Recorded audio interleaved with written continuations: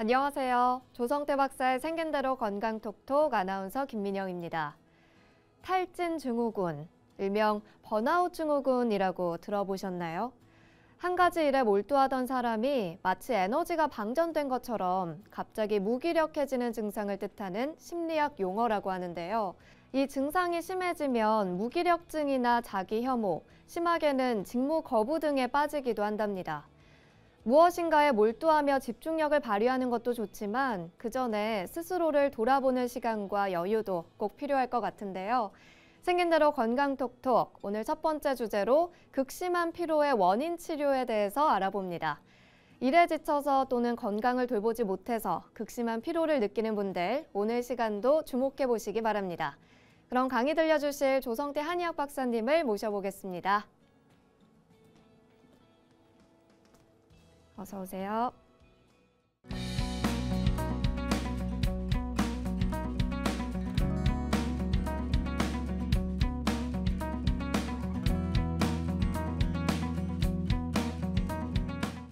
네, 오늘의 주제는 극심한 피로입니다. 그냥 피로가 아니라 극심한 피로다. 극심한 피로를 느낄 때는 반드시 원인이 있는데 그 원인을 찾지 않고 임시적으로 무슨 보약을 먹는다, 무슨 음식을 먹는다, 휴식을 취한다, 이래도 되지 않는 경우가 많이 있습니다. 또 이럴 경우에 각종 검사를 해서 어떤 장기에 이상이 있는지 어디에 문제가 있어서 이런지 찾아봐도 원인이 안 나오는 경우가 많이 있습니다. 이럴 경우에 한의학에서는 어떤 과정으로 이것을 치료하는지 한번 알아보겠습니다.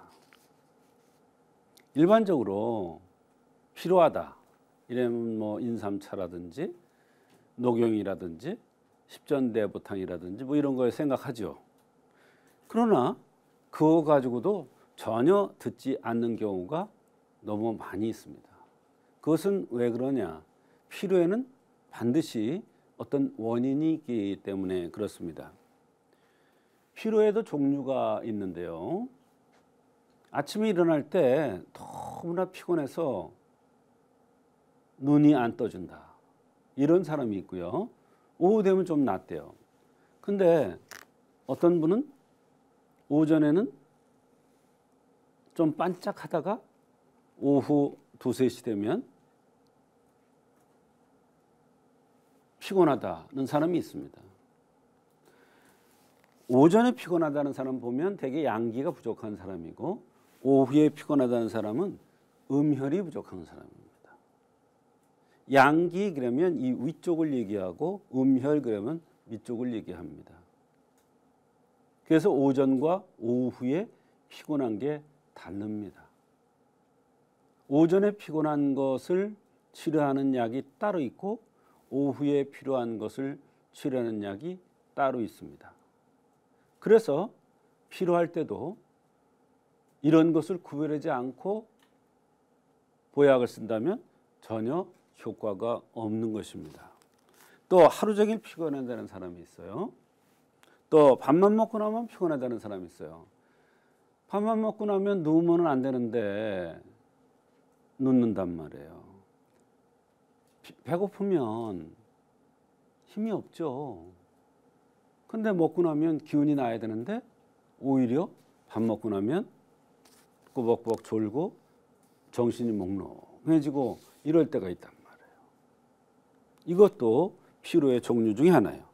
또 자기는 몰랐는데 가만히 생각해 보니까 음주한 다음 날 너무나 피로를 많이 느낀다. 이러는 사람이 있습니다. 그래서 피로의 원인은 과로가 가장 큰 원인이겠죠. 뭐 과로에는 여러 가지가 있을 수 있는데요. 육체적인 과로, 정신적인 과로. 그다음에 스트레스에서 오는 경우도 굉장히 많더라 이런 얘기예요. 스트레스와 관련되는 것이 신경성 위장병이 되겠죠. 이럴 때 신경성 위장병을 치료해주지 않으면 절대로 만성 피로, 극심한 피로가 풀리지 않습니다. 스트레스에 의해서 여러 가지 증상들이 나타날 수가 있죠. 지금 말하는 신경성 위장병이 나타날 수도 있고, 목에 가래가 붙어 있는 것 같거나 가슴이 답답하거나 이런 것이 있을 수 있는데, 이런 것을 풀어줘야, 목이 답답하다는 것은 뭐예요? 목이 꽉 눌린다는 거예요. 그러니까 어때? 전신이 피곤할 수밖에 없어요. 가슴이 답답하다는 건 뭐예요? 엔진이 문제가 생긴 건데 팔다리에 힘이 있을 리가 없죠. 또 무리한 성생활. 알맞은 성생활은 필요한데 무리한 성생활. 또 과음. 술은 보약이야. 그런데 너무 많이 들면 술 때문에 피곤을 느낄 수가 있어요. 또 식후혼건. 밥 먹고 나면 노곤하고 기운이 없는 것은 심폐, 엔진이 약한 거예요. 그 다음에 전신에 땀이 나서 피곤한 사람이 있습니다. 사실 땀이라는 것은 누구나 다 나죠. 특히 여름에 땀 안 나는 사람 어디 있어요? 거의 없잖아요. 그런데 많이 흘리는 경우, 또는 전혀 땀이 안 나던 사람이 땀을 흘리는 경우, 대개 여성들은 남성들에 비해서 땀을 덜 흘려요.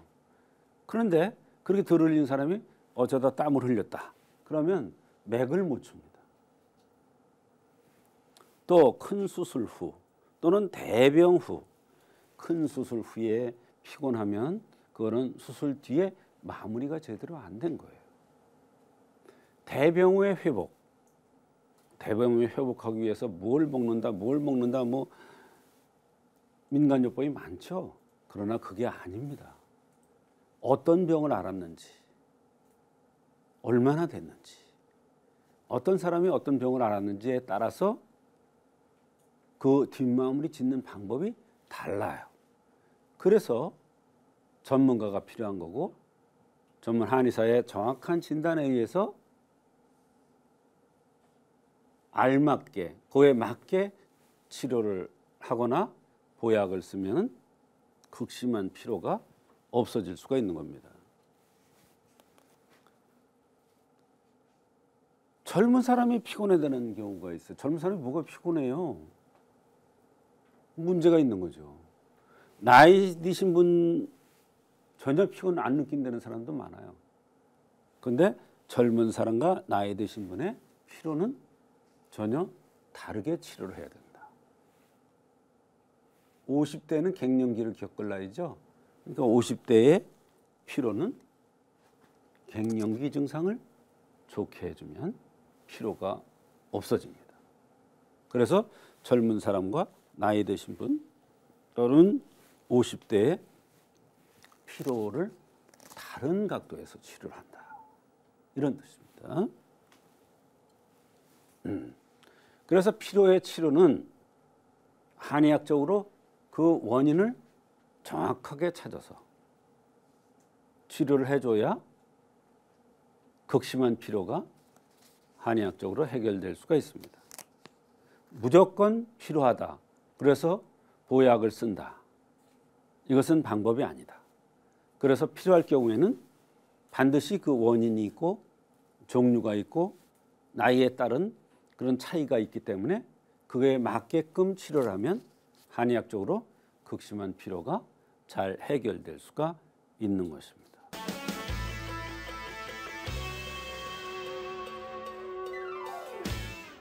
네, 오늘 첫 번째 순서죠. 극심한 피로의 원인 치료라는 주제로 강의 듣고 왔습니다. 원인을 알 수가 없는데 극심한 피로에 매일 시달리고 있다 하시는 분들 계실 텐데요. 이 시간 통해서 좀 더 깊숙이 치료 사례를 살펴보도록 하겠습니다. 박사님, 어떤 사례가 있었나요? 네, 43세 여성인데요. 매일매일 극심한 피로로 시달리던 여성이었는데 역류성 식도염약인 신경성 한약을 투여 후에 피로가 사라졌다고 하는 그러한 경우가 있어서 소개합니다. 이 여성은 얼굴이 각이진 기과형으로 생겼는데요. 이 기과형으로 생겼다는 것은 기가 항상 울체돼서 여러 가지 병들이 올 수 있는 체질이라는 것을 암시해 줍니다. 이런 여성은 집안일보담도 바깥에 나가서 즐겁게 일을 하면은 여러 가지 병들이 잘 안 생기는 체질인데, 여성이기 때문에 아무래도 울체가 많이 돼서 여러 가지 병들이 오죠. 이 여성도 신경성 위염인 역류성 식도염으로 고생을 했었는데, 이 역류성 식도염을 치료하는 그런 약을 투여했더니 극심한 피로로 시달리던 것이 없어졌다고 하는 경우가 있어서 소개를 하는 것입니다. 네, 기과형은 얼굴에 각이 졌다고 말씀을 해주셨는데 네, 좀 더 자세히 설명을 해주실까요? 그렇습니다. 이 얼굴이 각이 진 여성들이 살이 찔 수도 있지 않습니까? 그러면 통통하기 때문에 사실은 이 각이 진 것이 파묻히기 때문에 정과형으로 오해를 할 수가 있습니다. 그러나 살이 빠졌을 때의 그 모습을 유추해 보아야 되고, 얼굴이 각이 졌고 관골이 나왔으면서 이마에 뿔이 달렸어요. 이마에 뿔이 달렸다는 건 뭐냐면 요 가운데에 뿔이 달려 털이 조금 나왔거나 여기가 이렇게 각이 이렇게 진 이런 경우를 이제 뿔이 달렸다고 그러는데, 이런 체질들은 대개 적극적인 활동적인 이런 성격의 소유자입니다. 그런 사람들이 집에서 살림만 하고 이러면은 울체가 쌓여서 여러 가지 병들이 오는데, 그 중에 하나가 역류성 식도염인 신경성 위장병으로 고생을 했던 것입니다. 바쁘게 살아야 할 사람이 집안일 하면서 갇힌 공간에서 생활해야 되니까 여러 가지로 울체돼서 병이 왔던 것이죠. 이런 사람들은 대개 무엇이든지 적극적으로 하고 일을 많이 합니다. 즉 일복이 많은 그런 여성인데 한가해서 여러 가지 병들이 올 수가 있는 것입니다. 네, 오늘 환자는 일복이 아주 많다고 합니다. 이 환자 어떤 증상이 있었나요? 네, 극심한 피로가 오전에 심했습니다. 특히 몇 개월 사이에 체중이 많이 늘었고 살찌기 3개월 전부터 생리를 하지 않는다고 했습니다. 위장이 좋지 않아서 역류성 식도염약을 1년 넘게 먹는데, 이 약을 들 때는 조금 괜찮은 듯한데 약을 끊으면 금방 다시 똑같은 증상이 나타난다고 고민이라고 하였습니다. 특히 증상으로 속이 쓰리면서 위장이 불편하다고 했는데요. 어떤 때는 신물이 올라오기도 하면서 속이 아프고 쓰린 것이 오래됐다고 했습니다. 사춘기 딸들이 둘이 있는데 둘 사이가 좋지 않고, 특히 신랑하고도 사이가 좋지 않아서 집안 분위기가 너무 좋지 않아서 힘들다고 했습니다. 마음이 우울하고 잘 울고 가슴이 답답하면서 나도 모르게 피부에 멍이 든 것이 있었으면서 대변은 3일에 한 번 정도 보는데 시원하지 않다고 했습니다. 이와 같이 여러 가지 주변 환경이라든지 위장장애라든지 이런 여러 가지 증상들이 있었는데, 이런 것들이 해결돼야 아마도 피곤한 것이 풀릴 것이라 이렇게 생각을 한 것입니다. 네, 다양한 증상들로 정말 많이 힘드셨을 것 같은데요. 박사님께서 어떻게 치료를 해주셨습니까? 네, 이 여성은 아주 극심한 만성 피로가 주소증이었는데요. 보약을 먹기 위해서 내원한 겁니다. 피로를 없애기 위해서. 그런데 진찰을 하면서 주변 환경을 들어보니까 좀 다르게 접근을 해야겠다는 생각이 들었습니다.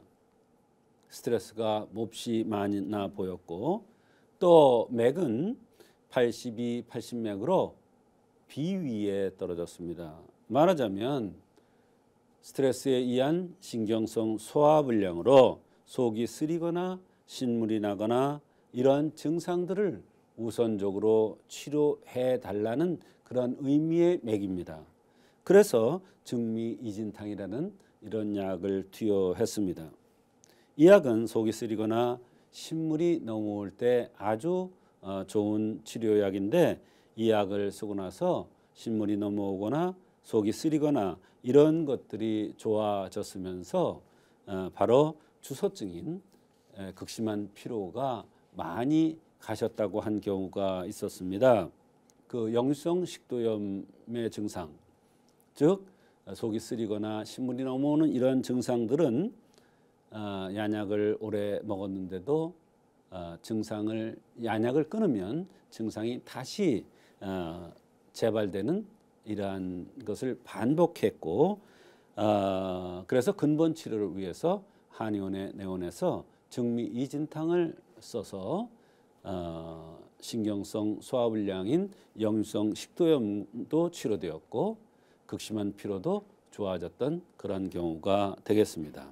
네, 한약을 투약한 결과도 궁금합니다. 네, 한약을 투약한 결과 속이 쓰림이 많이 좋아져서 편안하다고 했습니다. 그러나 양약을 쓸 때 증상이 없어졌다가 다시 또 반복되는 이런 경우가 있었기 때문에 한약도 똑같은 거 아닌가 이런 생각을 했답니다. 그러나 한약을 들고 나서는 다시 반복되는 게 없었고 피곤한 게 진짜 심했었는데 많이 좋아졌으면서 대변을 3일에 한 번씩 힘들게 보았는데 하루에 한 번씩 편안하게 볼 수 있다고 했습니다. 따라서 가슴에 편안한 것도 많이 좋아지는 그러한 결과가 있었습니다.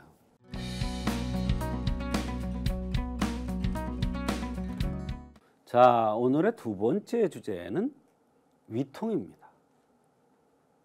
위장에 대한 얘기가 되겠습니다. 위장의 통증이 나타날 때는 반드시 그 원인이 있습니다. 그래서 그 원인을 찾아서 치료를 해주면 한의학적으로 위통이 잘 해결됩니다. 위통이 있을 경우에 통증을 없애는 그러한 치료를 임시적으로 한다. 그것도 가능하고 필요하겠습니다만 근본적인 원인 치료를 하려면 반드시 여러 각도에서 와서 치료를 해야 됩니다. 위가 몹시 아프기도 하죠. 은근하게 뻐근하게 불편한 듯이 막힌 듯이 아픈 경우도 있죠. 근데 몹시 아픈 것과 은근히 뻐근하게 아픈 것은 치료법이 달라요. 같이 보고 같은 진통제 쓰고 뭐 이러면 임시로 통증은 없어질 수 있으나 근본적인 치료는 되지 않는다. 또 칼로 째는 듯한 통증, 이것도 통증이에요. 칼로 째는 듯한 통증 또는 날카로운 송곳으로, 바늘이 아니야, 송곳으로 찌르는 듯한 이런 통증, 이것도 다 달라요. 은근하게 뻐근하게 아픈 것이냐, 날카로운 예민한 걸로 찌르는 듯 아픈 것이냐 달라요. 한의학에서는 그 원인이 다르고 치료법이 달라요. 위장의 통증도 마찬가지예요.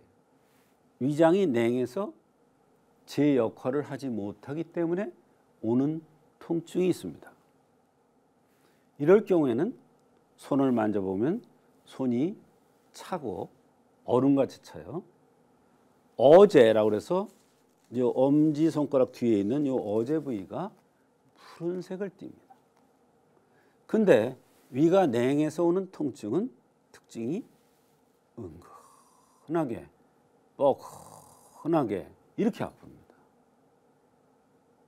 못 견딥니다. 손발이 차서 위장병이 오는 사람들 보면요, 오래된 위장병이에요. 오래된 위통이에요. 잘 못 고칩니다. 그런데 요와 같이 손이 차냐 더우냐 또는 어제가 푸르냐 그렇지 않느냐에 따라서 한의학적인 치료를 하면 잘 치료될 수가 있습니다. 담음이라는 노폐물이 적체돼서 위통이 나타나는 경우가 있습니다. 그럴 경우에는 대개 막힌 것 같다고 합니다. 중안이 막힌 것 같다. 잘 안 내려오는 것 같다. 밥이 들어가다 걸려서 안 내려가는 것 같다. 이러면서 위장이 아픈 겁니다. 이럴 때는 대개 눈 밑에 다크서클이 있고 황색의 얼굴을 띠고 있는 것이 특징입니다. 이것은 담음이 적체된다고 그러는데 담음을 순환시키는 이런 치료를 해야 위통이 없어집니다. 또 운행장애 참 이게 한의학의 아주 독특한 이론입니다. 순환이 안 되는 거예요. 운행장애, 비위 기능이 순환이 안 되는 거예요. 그럴 때는 특징이 있어요. 얼굴이 함한 사람은 어떻게 하느냐면요. 요 턱이 이렇게 나온 사람이 있어요. 이 얼굴이 함한 거예요. 그리고 요 비근이라고 해서 이 비근이 낮은 사람이 있어요. 그런 사람이 얼굴이 함한 거예요. 그러면서 순환이 안 되면 특징이 있어요. 얼굴이 느리끼리하면서 전체적으로 잡티가 많아요. 이것은 운행작용이 잘 안 돼서 나타나요. 대개 보면요. 등치가 좋고요. 백골에도 있고 이런 사람들이 대개 이게 많아요. 운행작용에 의해서. 근데 등치는 그렇게 좋은데 때깔이 안 좋아. 당신 소화 안 되지? 그러면 그렇대요. 어떻게 안 돼? 그러면 여기 딱 맥힌 것 같고 순환이 안 되는 것 같고 위장이 움직이지 않는 것 같아요. 스트레스에 의한 거 굉장히 많습니다. 스트레스에 의한 위통 엄청 많아요. 위가 쓰리듯 아프고 신물이 넘어오는 듯 하면서 아프다고 그래요. 남성이 근본이 허약해서 밑불이 시원찮아서 소화가 안 되는 경우가 많고 3초가 운행이 안 돼요.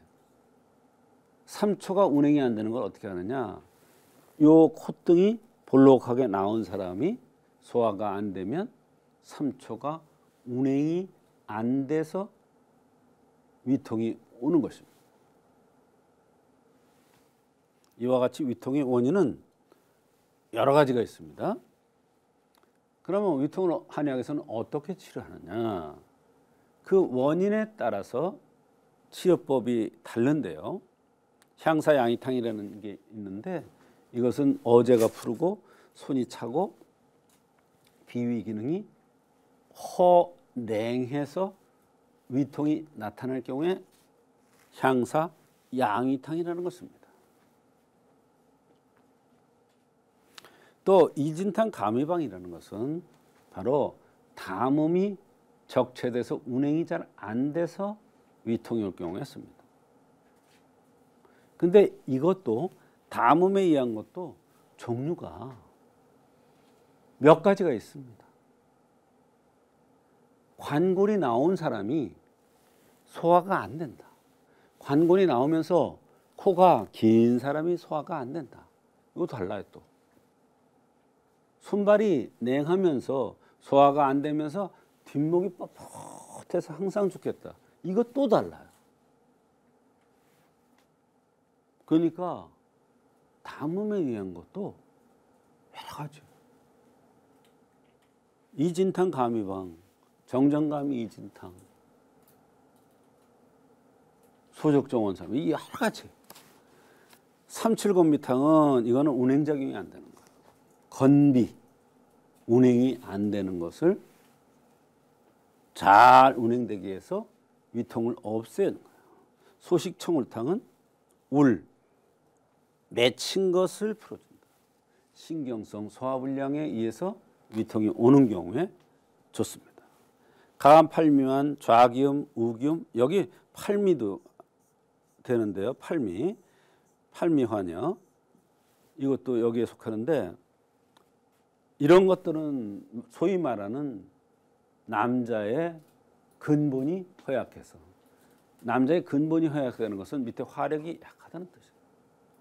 그렇게 되면 소변도 자주 보고 허리도 아프고 음낭 밑이 축축하고 소화가 안 돼요. 설사도 자주 하고 목향빌라와는 3초가 결했어요. 콧등이 이렇게 코인데 여기에 콧등이 볼록하게 나온 이렇게 약간 솟은 이렇게 해서 소화가 안 되는 경우 그러면서 위통이 있는 경우 목향빌라원을 쓰면 좋아집니다. 이와 같이 위통은 종류도 많고 그 따라서 위통을 해결하기란 쉬운 게 아니에요. 그래서 생긴 대로 병이 온다는 차원에서 생긴 모습을 보고 그 원인을 찾아서 치료해주면 한의학적으로 위통이 잘 치료될 수가 있습니다.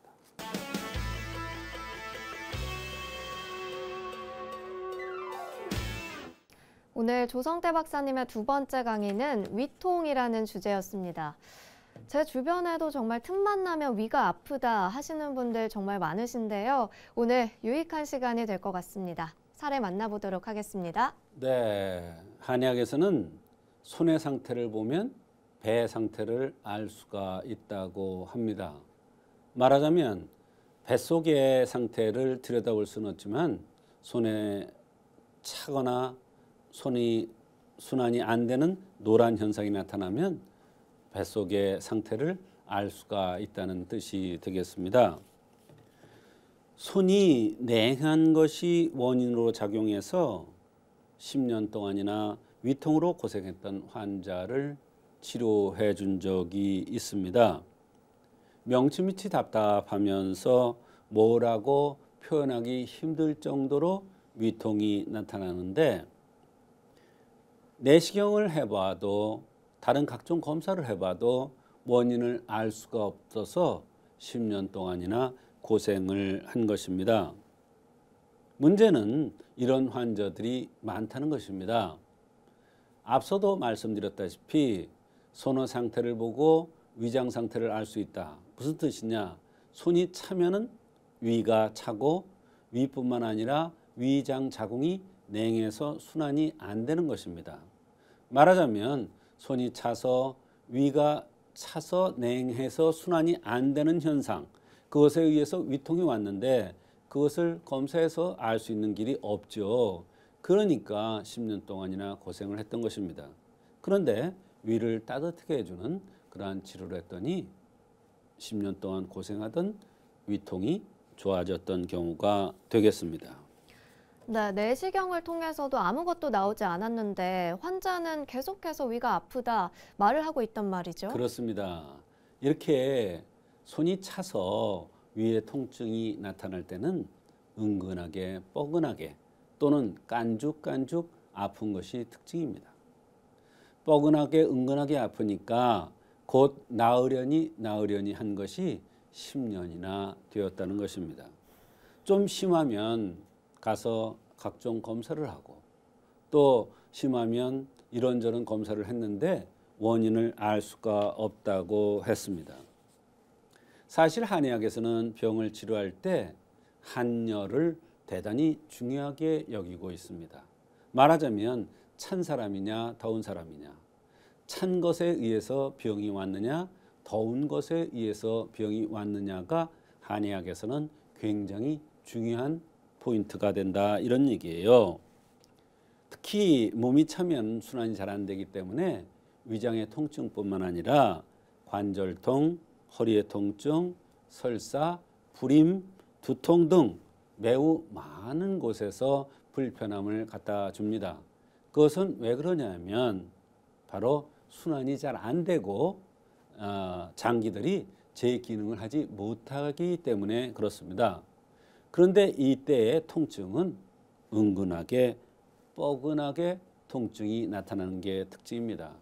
그래서 오래된 병을 한의학적으로 치료할 때는 한열이 상당히 중요한 것입니다. 네, 10년 동안 고통받던 이 환자분, 어떤 증상들로 불편해했나요? 네, 10년 동안 고생을 하는 도중에 명치의 통증과 답답함이 계속됐다고 했습니다. 통증도 꾀병같이 은근하게 뻐근하게 아픈 통증이었습니다. 그래서 각종 검사를 했지만 원인을 찾을 수가 없다고 했습니다. 기능 장애라는 얘기를 들었다는 것입니다. 사실은 정확한 판단을 한 것인데 치료법이 없죠. 따뜻하게 해주는 치료법이 어디 있습니까? 없죠. 그래서 기능 장애라는 얘기는 맞습니다만 한약으로 비위를 따뜻하게 해서 순환 잘 되게 해야 치료가 되는 것입니다. 위장약을 아무리 들어도 되지 않아서 10년 동안 고생을 했고 위장이 나쁘니까 얼굴에 트러블도 많이 생겼고 위장은 자궁과 연관되기 때문에 생리통도 몹시 심해서 고통을 받았다고 했습니다. 또 결핵가루제 알아서 결핵약을 6개월 복용했는데 이 결핵약들이 소화장애를 더욱 가속화시키고 특히 차서오는 위장장애 위통 환자들한테는 더욱 치명적인 약이 되겠습니다.